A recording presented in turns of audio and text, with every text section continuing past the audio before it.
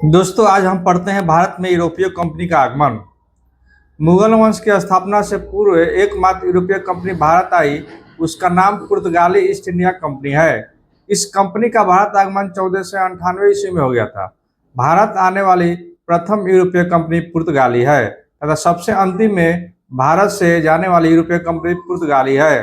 अर्थात हम यह कह सकते हैं कि भारत में सबसे अधिक वर्षों तक रहने वाली यूरोपीय कंपनी पुर्तगाली है।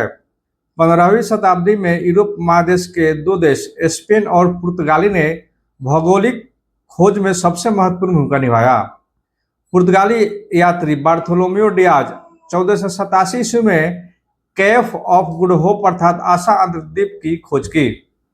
स्पेनिश यात्री कोलंबस 1492 में अमेरिका की खोज किया तथा उसे नई दुनिया कहकर पुकारा और वहां के लोगों को रेड इंडियन कहा।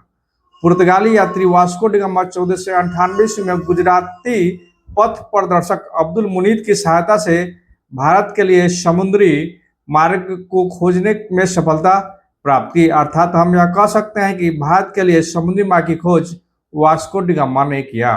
वास्को डी गामा सर्वप्रथम केरल के मालाबार तट पर अर्थात भारत के पश्चिमी तट पर पहुंचा।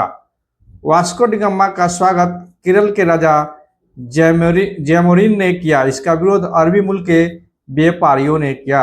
भारत आने वाला द्वितीय पुर्तगाली यात्री अल्वेज कैब्राल था, जो 1500 ईस्वी में भारत आया था। इन्होंने ही ब्राजील की खोज की। वास्को डी गामा 1498 ईस्वी में भारत से लौटने के क्रम में कुछ मसाला भारत से खरीदा और वहां उस मसाला को लेकर पुर्तगाल वापस गया।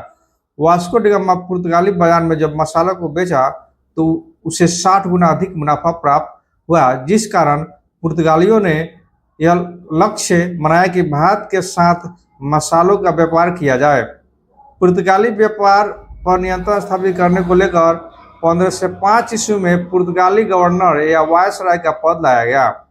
प्रथम पुर्तगाली वायसराय 1505 ईस्वी में फ्रांसिस्को डी अल्मोड़ा बना, जो 1509 ईस्वी तक इस पद पर रहा।